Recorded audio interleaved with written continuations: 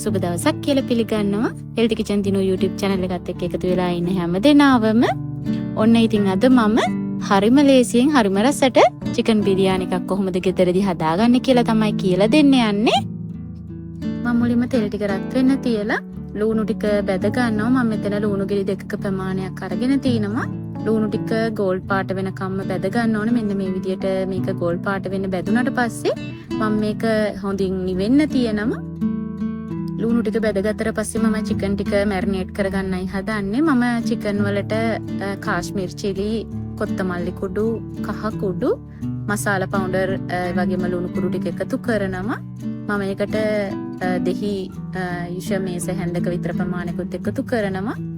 මේ කිරි කප් එකක ප්‍රමාණයකට මම එකතු කරලා බැදගත්ත ලුණු වලින් කොටසක් මම මේකට එකතු කරනවා. ඒ වගේම මම මින්ට් කොළ ටිකකුත් මම මේකට එකතු කරලා මේක හොඳින් කලවම් කරගන්න ඕනේ. කලවම් කරලා මේක හොඳට කවර් කරලා විනාඩි 30ක් විතර මේක ශීතකරණයේ තියන්න ඕනේ.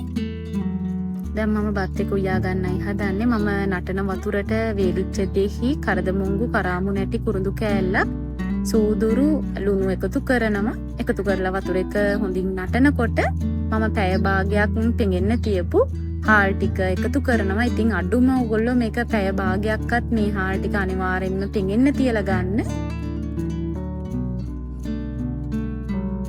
හාල් ටික එකතු කරලා බත් එක 90ක විතර ප්‍රමාණයක් තැම් වෙනකොට වතුර ටික පෙරලා අයින් කරන්න ඕනේ. සම්පූර්ණයෙන්ම බාස්මති කාලේ බත් ඇටේ තැම් වෙන්න දෙන්නේ නැතිව 90ක් විතර තැම්බුණාට පස්සේ වතුර ටික පෙරලා මේක හොඳින් නිවෙන්න තියන්න ඕනේ.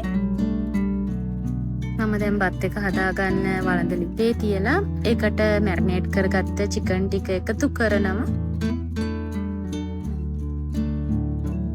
දැන් මම ඒකට ග්‍රීන් චිලි පේස්ට් එකත් එකතු කරගන්නවා. ග්‍රීන් චිලි පේස්ට් එකට අමු මිරිස්, ඉඟුරු කෑල්ලක්, සුදු ලුණු එකතු කරලා හොඳින් බ්ලෙන්ඩ් කරලා තමයි මම අරගත්තේ. දැන් මේක අඩු ගින්දරේ විනාඩි 10ක් විතර හොඳින් තැම්බෙන්න දෙන්න ඕනේ. විනාඩි 10ක් විතර මේක හොඳින් තැම්බුණාට පස්සේ මේ චිකන් වලින් මම කොටසක් අයින් කරනවා.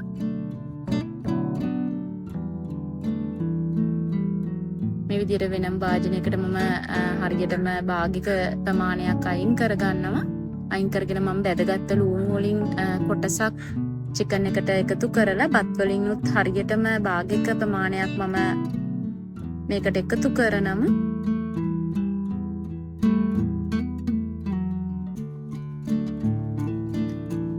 දැන් මම අයින් කරගත්ත ඉතුරු චිකන් කොටස මේකට එකතු කරනවා.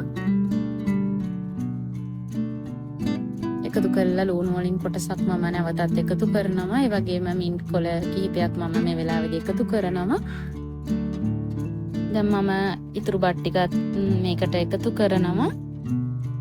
එකතු කරලා ඒකට උඩින් මම නැවතත් ලුණු ටික එකතු කරනවා. ඒ වගේම මින්ට් කොළ ටිකකුත් එකතු කරනවා.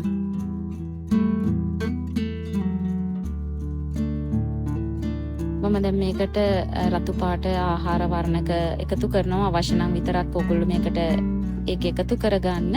මම දැන් ඒකට ගිතෙල් වලින් මේ සෑඳි දෙකක විතර ප්‍රමාණයක් එකතු කරනවා. මම මේකට බැදගත්ත කජු සහ මුත්තරස් පළං වලින් කොටසකුත් එකතු කරනවා. එකතු කරලා මේක හොඳින් කවර් කරගන්න ඕනේ. කවර් කරලා මේක පියනකින් වහලා අඩු ගින්දරේ විනාඩි 15ක් විතර මේක තියන්න ඕනේ.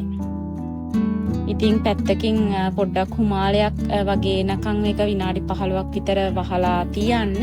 විනාඩි 15කට පස්සේ තමයි ඔයගලන්ට මේ පේන්නේ මං හදාගත්ත බත් එක. ඉතින් මේ විදිහට මේ බිරියානි එක ඔයගොල්ලෝ ගෙදර හදලා බලන්න. මේක හරිම රසයි. ඒ වගේම හදාගන්නත් හරිම ලේසි. එහෙනම් ඉතින් ඔයගොල්ලොත් හදලා ඔයගලගේ වටිනා අදහස් අමතක නොකර අපිත් එක්ක බෙදා ගන්න කියලා කියනවා. ඔයා මගේ වීඩියෝ එකට කැමති නම් ලයික් එකක් දාන්න.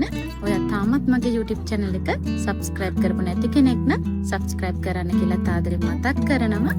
මේ වගේ අලුත් වීඩියෝ එකකින් නැවතත් හමු වෙන්න. සුබ දවසක්.